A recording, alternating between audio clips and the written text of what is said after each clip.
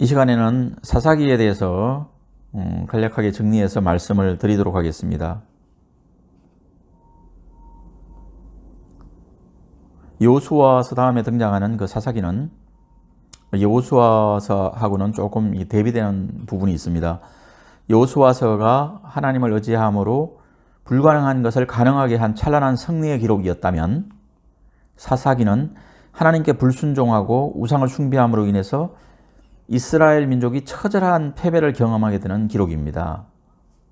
이스라엘 백성의 부패로 인해서 하나님의 진노가 시작이 되고, 주로 그 진노는 이방 민족들의 침입으로 나타납니다. 이 하나님의 진노가 시작되고 그 진노 앞에 백성이 회개하면 사사를 통해서 구원을 하시는데, 이러한 사이클이 반복되는 것이 사사기입니다. 이 사사란 이스라엘 백성이 가나안 땅에 들어가서부터 왕이 세워지기 전까지 이스라엘 백성들을 지도했던 지도자인데, 하나님의 특별한 은총에 의해서 카리스마를 가진 자로 인정된 민족적인 지도자였습니다.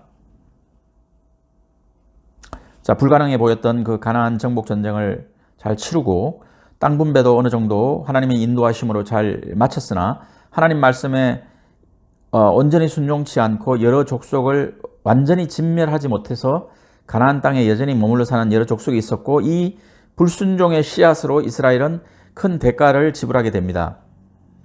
이 사사기에는 여러 사사들이 등장하는데 대표적인 사사 한 두 사람 정도만 말씀을 드리도록 하겠습니다. 사사기 6장부터는 기드온이 등장합니다. 이스라엘이 악을 행하여 미디안에 의해서 괴롭힘을 당하게 되고, 이때 기드온은 이방인 신인 바알의 제단을 파괴하고 300용사와 더불어 이 미디안군을 쳐부수게 됩니다. 다시 평화가 이스라엘 백성들에게 찾아왔지만, 그러나 기드온이 죽은 후에, 이 사사가 죽은 후에 백성들은 다시 바알을 섬기게 됩니다.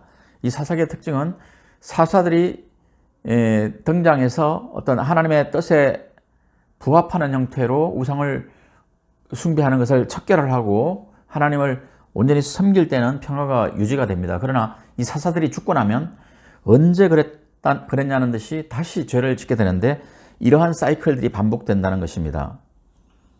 멀리 내려가다 보면은 사사기 13장에 가면은 우리가 잘 아는 삼손이 등장합니다.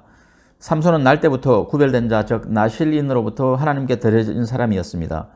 삼손은 블레셋이라는 민족으로부터 핍박을 당하게 되던 이스라엘 민족을 해방시키고 우상을 없애고 하나님만을 섬기는 사명을 받았으나, 하나님의 계명을 저버리고 블레셋 여인 사이에서 갈등하면서 눈이 뽑히고 맷돌을 굴리는 수모를 당하게 됩니다.